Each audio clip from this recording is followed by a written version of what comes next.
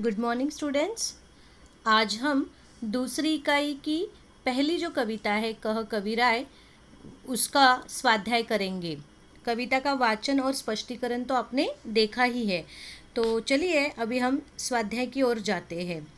Students, ये स्वाध्याय आपने अपनी नोटबुक में या फिर वर्कबुक में यानी दोनों में से किसी एक में पूर्ण करना है। ओके। जैसे कि कुछ स्टूडेंट्स जो है नोटबुक में कंप्लीट कर रहे हैं अपना काम तो भी चलेगा, या फिर आप वर्कबुक में ये प्रश्न ले सकते हैं। जैसे कि मैंने इस स्वाध्याय में मुख्य जो प्रश्न है उन पर ज़्यादा ध्यान दिया है। रिमेनिंग जो प्रश्न है वर्कबुक के वो आप रिवीजन के तौर पर कर सकते हैं। ओके, तो चलिए, यहाँ पर बहुत सारे शब्दार्थ दिए हैं।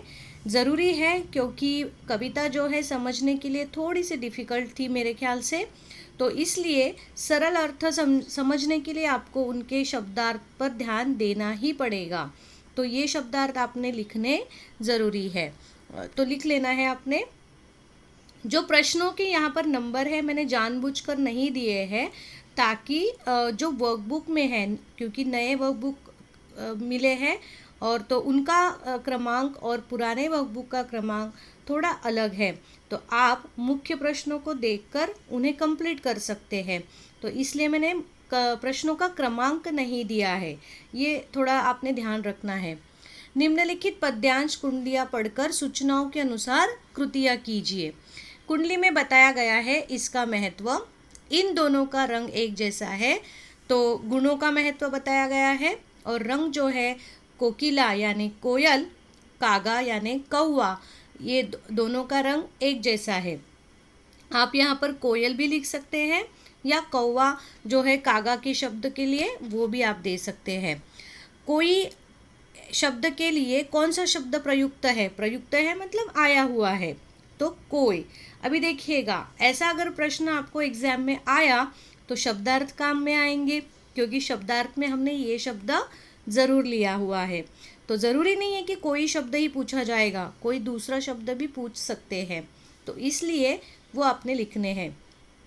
कौवा शब्द के लिए प्रयुक्त शब्द कागा, मतलब कौवा शब्द के लिए आया हुआ कौन सा वर्ड है अपनी कविता में? तो कागा शब्द है। कौवा की स्पेलिंग यहाँ पर ठीक से करनी है स्टूडेंट्स, कभी कभी टाइप एरर आ सकता है। निम्नलिखित वाक्यों के आधार पर प्रश्न तैयार कीजिए। आपको यहाँ पर वाक्य दिए गए हैं, तो इन वाक्यों से आपने प्रश्न बनाने हैं। मैंने कई बार आपको वीडियो में एक्सप्लेनेशन दिया हुआ है कि आपको मुख्य प्रश्न क्या पूछा जाता है वो ध्यान से पढ़ना है, क्योंकि कई बार शब्द दिया जाता है, उस शब्द के आधार पर प्रश्न बनाना है, या फिर वो शब्द जो है वो उत्तर होगा और फिर ऐसा प्रश्न बनाना है कि वो शब्द उसका उत्तर होना चाहिए। लेकिन यहाँ पर उन्होंने क्या किया है, आपको पूरा एक वाक्य दिया है। इस वाक्य को आपको प्रश्न में कन्वर्ट करना है, क्वेश्चन में बदलना है। कैसे? देखिएगा, पैसा पास न होने पर मित्र मुख से नहीं बोलते, तो हम दे सकते हैं प्रश्न, पैसा पास न होने पर मित्रों का व्यवहार कैसा हो जाता है? वो जो आंसर है वाक्य वो आंसर बनेगा, और प्रश्न हमने देखिएगा ऐसे बनाया है। इस संसार में सबका व्यवहार स्वार्थ से भरा है। इस संसार में सबका व्यवहार कैसा है? ये प्रश्न हमने इसमें बनाया है। मित्र के बारे में कवि का कहना है, इस क्या कहना है? अभी ये अलग है, ये प्रश्न नहीं बनाना है, इसका आंसर केवल लिखना है आपको। इस संसार में स्वार्थ रहित मित्र बहुत कम होते हैं, ऐसे कवि का मानना है। अगला जो है और शब्द के लिए प्रयुक्त शब्द, मैंने कहा था आपको अरु, ये शब्द इसमें और के लिए आया हुआ है। वह जो मारने दौड़ता है, ऋण लेने वाला यानी कर्जा जो लेता है और जब वापस करने की बात आती है तो वो मारने दौड़ता है। तो इसलिए कविता का अर्थ समझ में आया होगा, तो आप ये आंसर्स बहुत अच्छे से दे सकते हैं। सही शब्द चुनकर वाक्य फिर से लिखिएगा। इस सेंटेंस में, इस वाक्य में आपको 2 शब्द दिए हैं और उनमें से कौन सा सही है, मतलब कविता के अकॉर्डिंग, कविता के हिसाब से यहाँ पर कौन सा शब्द ज़रूरी है वो आपको देना है। तो जैसे कि झूठा व्यक्ति मीठे वचन बोलकर पैसा या कपड़े उधार ले जाता है, तो पैसा उधार ले जाता है। जो बिना विचारे काम करता है उसे दौड़ना या पछताना पड़ता है, बिल्कुल पछताना पड़ता है। अभी उसी तरीके से अभी आपको सही विकल्प, ऊपर वाक्य शब्द था, अभी यहाँ पर विकल्प है, यानी आपको एक 3 सेंटेंस दिए गए हैं, सही सेंटेंस चुनना है। बिना विचारे काम करने पर हंसना पड़ता है, चित्त को चैन नहीं आता है या खाना अच्छा लगता है। क्या आएगा? चित्त को चैन नहीं आता है। झूठा व्यक्ति ये धन वापस मांगने पर मन में क्या हो जाता है? हंसता रहता है, पैसा लौटा देता है या मन में रूठा रहता है? बिल्कुल मन में रूठा रहता है। अगला जो है आकृति पूर्ण कीजिए। देखिए मैंने यहाँ पर नंबर नहीं दिया है, जो आकृति है क्वेश्चन में वर्कबुक में वो आप देख सकते हैं। कवि की दृष्टि से मित्र की परिभाषा, परिभाषा यानी व्याख्या, या कवि के अकॉर्डिंग कैसा होना चाहिए मित्र? स्वार्थरहित प्रेम करने वाला, साथ देने वाला, धन से कोई मतलब नहीं रखने वाला और धोखा न देने वाला। बहुत ही कम होते हैं ऐसे मित्र, लेकिन होते हैं, ऐसा नहीं कि नहीं होते हैं। हाँ, हमने वो चुनने हैं कि भाई मेरा मित्र या मेरा दोस्त कैसा होना चाहिए, तो ऐसा होना चाहिए। ऐसे कवि हमें मार्गदर्शन करते हैं। यहाँ पर आपको 2 शब्द दिए हैं, कौवा और कोकिल यानी कोकिला। इनमें समानता क्या थी, अंतर यानी डिफरेंस क्या था? कवि की दृष्टि से, हमारी दृष्टि से नहीं, कवि की अकॉर्डिंग, कवि के अकॉर्डिंग। कौवा समानता थी काला रंग, अंतर, अंतर यानी डिफरेंस क्या था? कौवा की जो आवाज़ होती है वो कर्कश होती है, मतलब बहुत ही हम कहेंगे त्रासदायक होती है या बड़ी ही अमधुर होती है, मैं कहूँगी। लेकिन कवि की दृष्टि से उसे अपवित्र माना जाता है।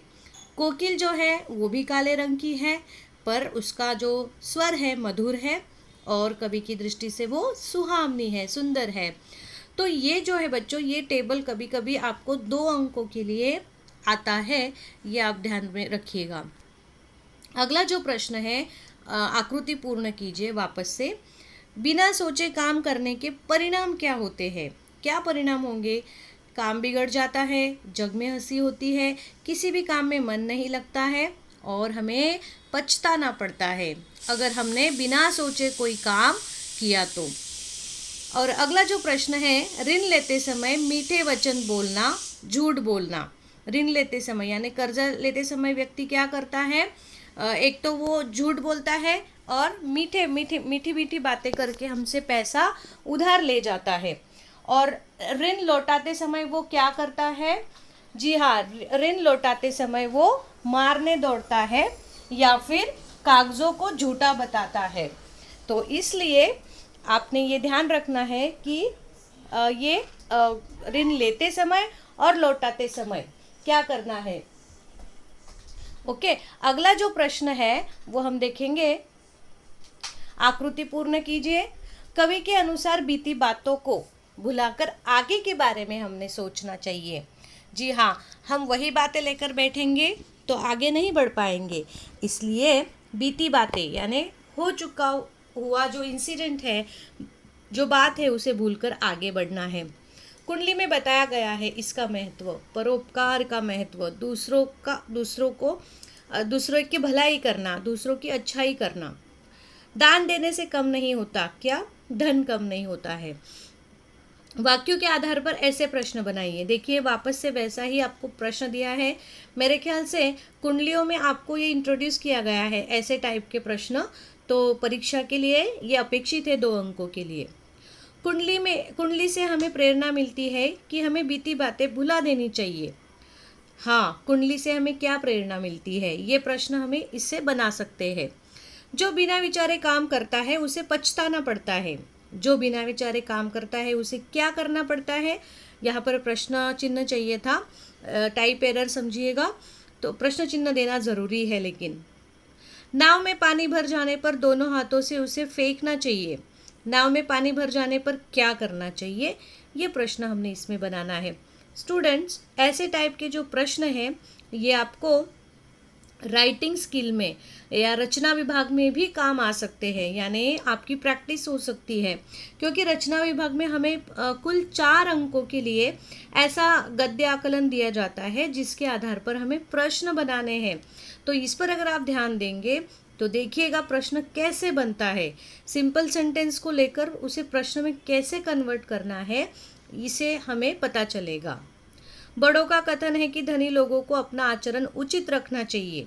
बड़ों का क्या कथन है, बस इतना ही प्रश्न आपको देना है। अगला जो है, बीती बातें भुलाने का अर्थ है कि भविष्य के बारे में सोचना। ये हमने वापस से देखा है। चित्त में परेशानी नहीं होगी जब बीती हुई बातों को भुलाकर आगे कार्य किया जाएगा। कितने अच्छे से देखिएगा, यहाँ पर एक डिफरेंस आपको पता चलेगा, प्रश्न कैसे पूछा गया है। भले ही दोनों का अर्थ सेम है प्रश्नों का, लेकिन पूछने का तरीका अलग है, इसीलिए प्रश्न ध्यान से पढ़िएगा। अगली जो कृति है, सयानों के काम। सयाने यानी होशियार या जो समझदार होते हैं, ऐसे लोगों के काम क्या करते हैं? वो ईश्वर का स्मरण करते हैं, ईश्वर को हमेशा याद करते हैं, परमार्थ में काम करते हैं, यानी समाज उपयोगी कार्य करते हैं, अपना आचरण सही रखते हैं और अपनी प्रतिष्ठा का ध्यान रखते हैं। जी हाँ, कई बार हम सोचते हैं कि नाम में क्या रखा है, लेकिन ऐसा नहीं है। नाम जो है, यानी एक तरीके से मैं कहूँगी प्रतिष्ठा जो है, या जो हमारा शील है, इसी से हम पहचाने जाते हैं समाज में। तो इसीलिए ऐसा काम करो कि लोग आपको याद रखें। तो इसीलिए हम हमारी प्रतिष्ठा का ध्यान रखना, ऐसे यहाँ पर संदर्भ आया है। उत्तर लिखिएगा। अपना शीश इसके आगे करना चाहिए। किस किस बात के लिए हमने आगे करना है? शीश यानी सिर या मस्तक, परोपकार के लिए। तो इसकी प्राप्ति होगी, ईश्वर की प्राप्ति होगी। बड़ों के द्वारा दी गई सीख, अपना आचरण सही रखना और अपनी इज्जत या प्रतिष्ठा का ध्यान रखना। अभी यहाँ पर मैंने गुण के गाहक सहस नर इस विषय पर अपने विचार लिखेगा और बिना विचारे जो करे सो पाछे पछताए, इन पंक्ति उक्ति पर अपने विचार लिखेगा। उक्ति यानी एक जो लोकोक्ति बोलते हैं हम लोग, या प्रोवर्ब जैसा बोलते हैं, उस पर अपने विचार आपने लिखने हैं। कई बार स्वमत के लिए भी प्रश्न आ सकता है, तो इसलिए यहाँ पर मैंने शॉर्टकट में देने की कोशिश की है। इस संसार में सभी लोगों को गुणी लोग ही प्रिय होते हैं, और किसी भी व्यक्ति का रूप, रंग, व्यक्तित्व जो होता है वो कुछ दिन तक हमें प्रभावित कर सकता है, लेकिन जैसे जैसे समय आगे बढ़ता है हम उस व्यक्ति के व्यक्तित्व को नहीं, बल्कि मतलब पर्सनालिटी को नहीं, बल्कि उसके व्यवहार को, उसके गुणों पर, अवगुणों पर हमारा ध्यान ज़्यादा जाता है। और ये तो आपको पता ही है, मृदुभाषी या कोमल भाषी जो लोग होते हैं, परोपकारी उनका स्वभाव होता है, और निस्वार्थ भाव से वे लोग हमेशा दूसरों की मदद करते हैं। और वैसे तो देखा जाए तो ऐसे ही लोगों को समाज में ज़्यादा मान सम्मान या पसंद किया जाता है, और वही सबका मन जीत लेते हैं। कटुवादी, कटु यानी कड़वा बोलने वाले, या जो सेल्फिश होते हैं, स्वार्थी लोग होते हैं, किसी को वो अच्छा नहीं लगते हैं। बिना विचारे जो करे सो पाछे पछताए, इस पर अपने विचार देना है। बहुत आसान है कि जो अनेक बार क्या होता है, हम मित्र या पड़ोसी की सफलता को देखकर हम बड़े जोश में आकर बोलते हैं कि चलो इसने किया, इसने साइंस लिया तो मैं भी साइंस लेकर ऐसे ही बनूंगा। लेकिन उसकी स्ट्रेंथ या उसकी जो हम कहेंगे क्षमता है, अलग है और हमारी अलग होती है, लेकिन हम ये नहीं सोचते हैं और फिर वैसे ही करने जाते हैं, खुद भी वैसा ही काम शुरू कर देते हैं और रातों रात सफल होना चाहते हैं।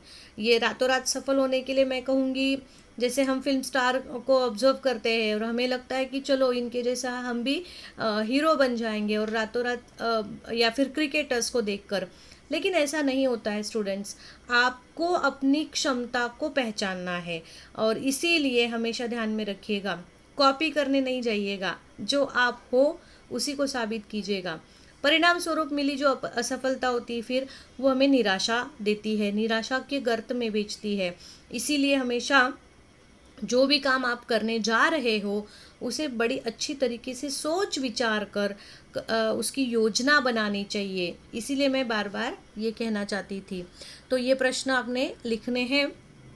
और हाँ स्टूडेंट्स, यहाँ पर आपको एक टेक्स्ट बुक में एक रिवीजन जैसे आया था ग्रामर व्याकरण आधार पर, तत्सम तद्भव और देशज जो शब्द है। अभी ये टॉपिक शायद आपके लिए नया है। डोंट वरी, तत्सम तद्भव देशज और विदेशी शब्द के लिए सेपरेट वीडियो बनाया जाएगा। वो वीडियो आप एक्सप्लेनेशन का, क्योंकि इसमें अगर मैं देती थी तो बहुत ही बड़ा वीडियो बन जाता था, इसीलिए मैंने सोचा है कि वो मैं अलग से दूंगी। तो फिलहाल आपने ये रिवीजन के तौर पर लिखना है। तत्सम तद्भव शब्द ज़रूरी है क्योंकि 10वीं कक्षा के लिए भी वो आते हैं, इसलिए उसका हम सेपरेट उस पर विचार करेंगे। ओके, ये फिलहाल आपने लिखने हैं कि कविता में प्रयुक्त ऐसे शब्दों को चयन यानी चुनाव करके या अलग करके लिखिएगा और उनका वाक्य में प्रयोग करना है। मैंने यहाँ पर 2 एग्जाम्पल्स दिए थे। तत्सम के 2 है, दुर्जन और चित्त। तद्भव के 2 वाक्य दिए हैं और उसी तरीके से देश शब्द के। डोंट वरी, बिल्कुल चिंता न करें, इस पर हम चर्चा ज़रूर करेंगे। तो अभी मैंने यहाँ पर गृह कार्य यानी होमवर्क भी आपको दिया हुआ है। आपको जो सरल अर्थ है, मैंने सरल अर्थ जानबूझ के इस वीडियो में नहीं दिए हैं, लेकिन ये गृह कार्य आपको करने हैं। जो आपका वर्कबुक पेज है 100, 102 और 104 पर ये सरल अर्थ दिए गए हैं। ये आपको अपने तरीके से करने हैं क्योंकि हमने कविता में ऑलरेडी सरल अर्थ दिए हुए हैं। आप वीडियो म्यूट करके वो लिख सकते हैं। और व्याकरण सराव तो आपको ही करना है क्योंकि लगभग हमने सभी व्याकरण के टॉपिक्स अच्छे से एक्सप्लेनेशन के साथ देखे हुए हैं। तो इसलिए ये सराव यानी रिवीजन आपने करनी है। वर्कबुक के पेज नंबर 104 और से लेकर 106 तक ये व्याकरण का अभ्यास आपको दिया गया है। ओके, अगर फिर भी आपको कुछ डाउट होगा तो आप ज़रूर मुझे कॉल कीजिएगा या मैसेज कीजिएगा। आपकी जो शंका है वो निरसन की जाएगी। Thank you students, take care, अपना ख्याल रखिएगा और पढ़ाई करते रहिएगा। फिर से मिलेंगे, बाय बाय।